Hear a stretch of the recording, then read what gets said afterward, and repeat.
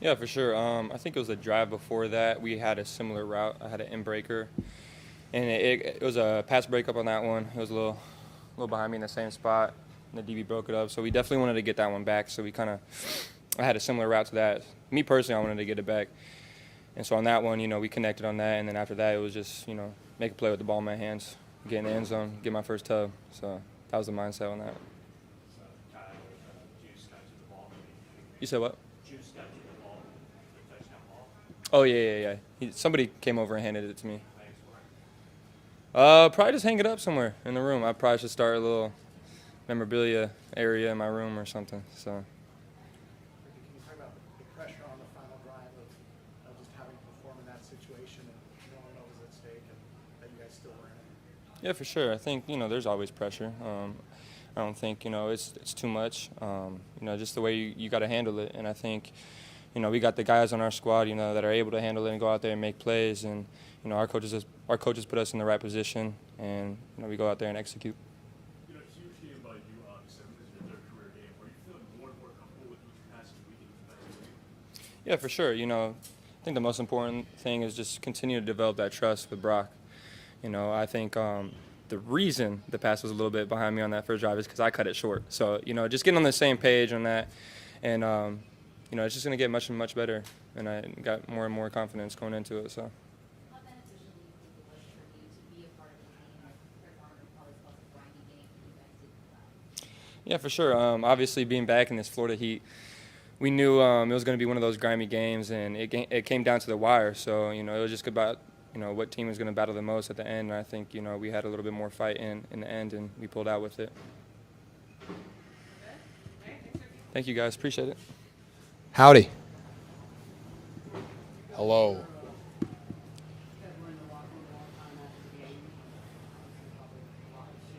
We're actually just waiting for Brock to get off the field interviews. That's literally what it was. Yeah, we all sat there for an extra 10 minutes. Yeah. Did Shanahan say anything to you? And what can you characterize what was said? Whenever we have these trips and we play at 1 o'clock, it's 10 a.m. kickoff for us. All he ever really tells us is, I just want you guys to go out there, ignore the fact that it's 10 a.m. our time, and just go out there and fight and, go off on every single play. And he was just proud of us that, we showed up and we battled. Like, it wasn't very pretty all the time. We have to score in the red zone. Better than that. Our defense probably, the Bucs offense was moving the ball a little bit with a couple, not great special teams plays. But being able to deal with all of that and still come out with a win, that reminds me of like 2019. Like, it's not going to be pretty, but you just have to find ways to win, no matter how ugly they are sometimes. And it was just kind of fun to watch all of our receivers kind of run wild. That was really fun to see. Ricky with a hell of a day, and Christian McCaffrey's still pretty good at football. Good for us. Touchdown pass, George.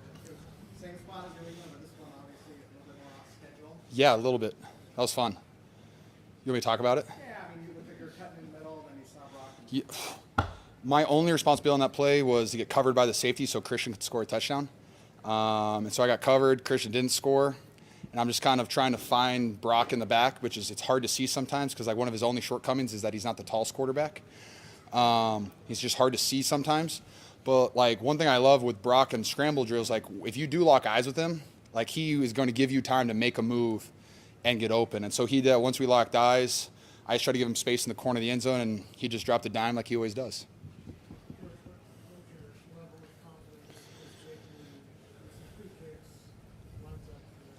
How long was he out?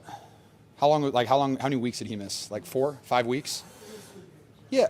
So I have a ton of confidence in Jake. He made it, I'm pretty sure he made all of his field goals all the week of practice. I think coming back as a kicker, the whole thing's mental, right? Like, he has the leg, he can kick 60-yarders, but the whole thing's mental. And for him just to go out there and make all of his PATs, which is huge, but to miss it left, to miss it right, just to come back and kick that one. I mean, I don't want to be in that guy's head for that last kick because I bet you anybody in that situation would be sweating bullets.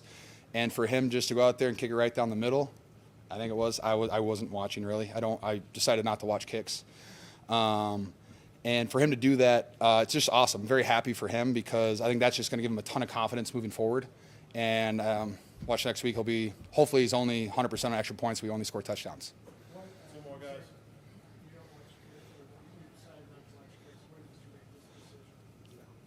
I made this decision like, I think it was like 2018 or 19. Like the one that I stood up and watched, Robbie like missed it, and like Robbie Gold never misses kicks. So I was like, I'm just gonna stop watching kicks, like from standing up. So I usually just sit down, and then for some reason I stood up and I watched, and Jake missed the first one. And I was like, what am I doing? This is my fault, because I'm very superstitious, a little, yeah. And so now I just sit down, like I'll watch the board, but like I don't watch the live rep of it.